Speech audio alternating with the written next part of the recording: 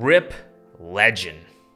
What's going on, hybrid shooters? It's Jason Vong, and it's indeed a sad day. If you hadn't already noticed, the Sony a6000 has been marked officially discontinued on the B&H website. I found out about this through my friend Professor Hines. He posted an Instagram story about this, and I had to double check on sites like Adorama and Amazon, and there are literally no signs, no traces of this camera anymore. Which is a shame, because I actually had plans on making content with the Sony a6000 and talk about why it's still a good buy in 2021. But instead of a good buy, it is now a good buy. So if you go to any official retailer site right now, you can't buy the a6000 body only. You can still pick up an a6000, but it's going to be bundled with the two kit lenses, and those will likely be cleared out after the holidays. So if you're looking to still pick up a budget setup that's an interchangeable lens, APS-C camera, now would be the time to do it. Otherwise, really consider the Sony a6100 or the a6400. Those are massive a6000 upgrades that are worth considering, but that's not today's video. Today's video is more on a tribute of the a6000, kind of talking about what made it so popular and the impact that it had on the camera community. So, what was so great about the Sony a6000? Compared to beginner DSLR setups, this is less than half the size and less than half the weight.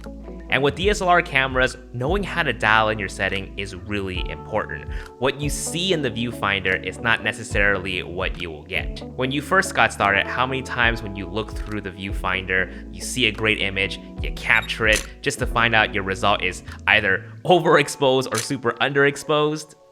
But with mirrorless cameras, what you see is what you get. Changing the settings on the back of the camera reflects what your final image would look like, and a few pros saw the potential in that. DSLR shooters were laughing, of course. The stigma was back then that you're not a pro if you're not shooting with either a Nikon or a Canon camera. But early adopters of mirrorless cameras, especially the a6000 crew, they're just like, hey, laugh it up. If it gets the job done, who cares what it was shot on? It was pretty wild back then.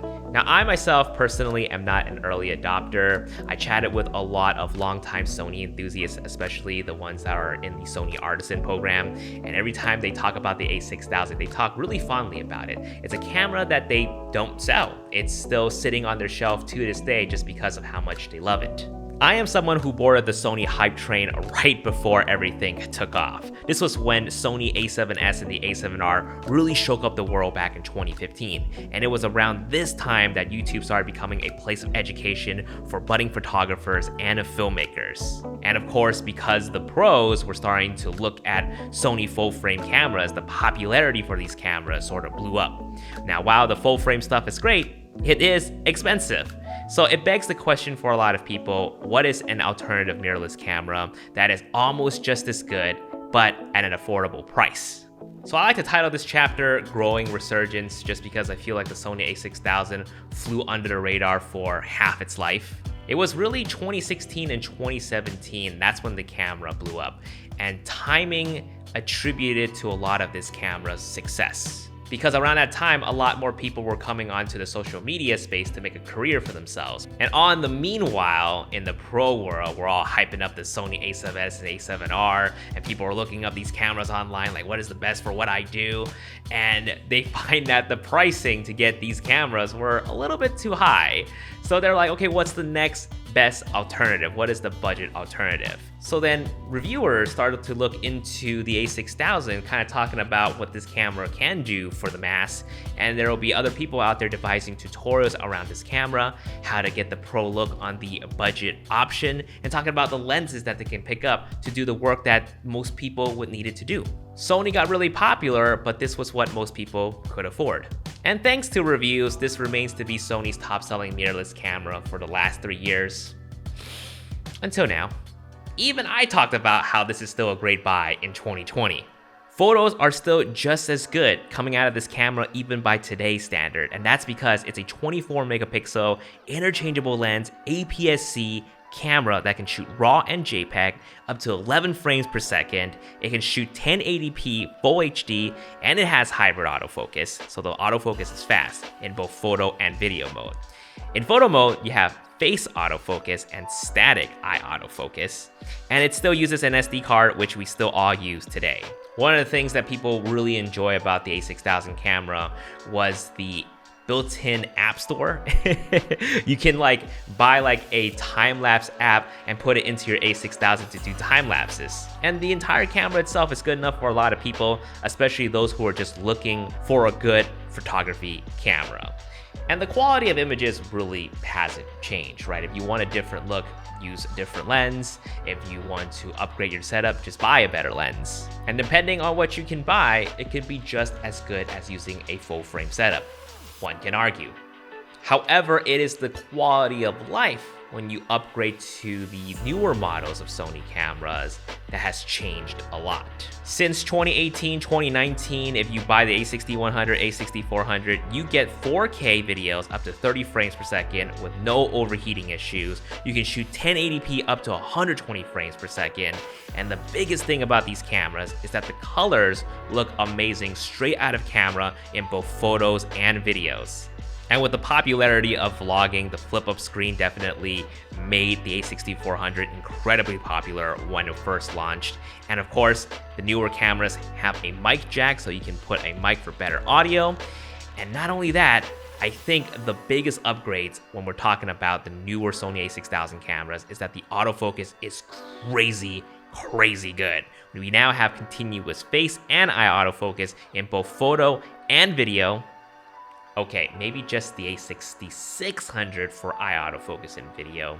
Not only that, but for pet lovers, animal eye autofocus and a touch tracking autofocus is insanely good. It is super sticky.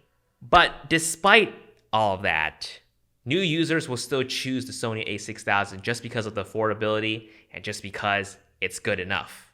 There are a ton of videos out there showing you how to get the right lens to get the right shot. There are a lot of tutorials out there that shows you how to edit photos a lot better, presets, even video. Not a6000's strongest feature, but there are videos out there showing you what color profiles to use to maximize your dynamic range for cinematic movie shots with an a6000. As a Sony YouTuber myself, I unfortunately didn't talk much about the a6000 just because I was more wrapped up with the full frame stuff and the newer APS-C models.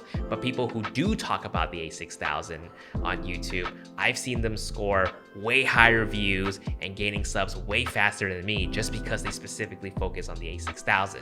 So it's sort of bittersweet to say goodbye.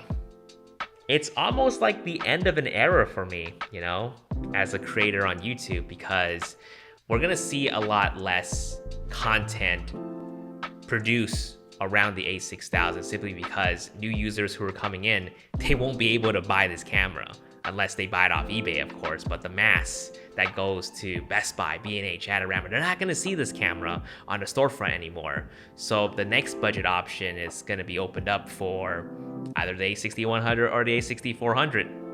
Who knows? But farewell, a6000. Thank you for empowering the mass to be creators on any social media platforms and really anyone who uses a camera in their career. So if you're an a6000 user, let me know in the comments down below. Share what you love most about this camera. Share some of the crazy shots that you've taken with this camera. I would love to hear it. Let me know in the comments down below. Guys, thank you so much for watching. I'll see you guys in the next video, and RIP Legend. Thank you Squarespace for supporting the channel throughout this year. If you guys don't already know Squarespace, it's an all-in-one platform to create beautiful websites. For 2021, we'll be revamping the look of our site, and it's going to be incredibly easy to personalize with the drag and drop templates. Whether you're building a photo portfolio, e-commerce store, or creating a one-time event, design it with Squarespace. Head over there right now for a free trial just to try it out for yourself, and when you're ready to launch, head to squarespace.com/JasonVong to save 10% off your website or domain. Thanks for listening, guys. I'll see you guys in the next video. Peace!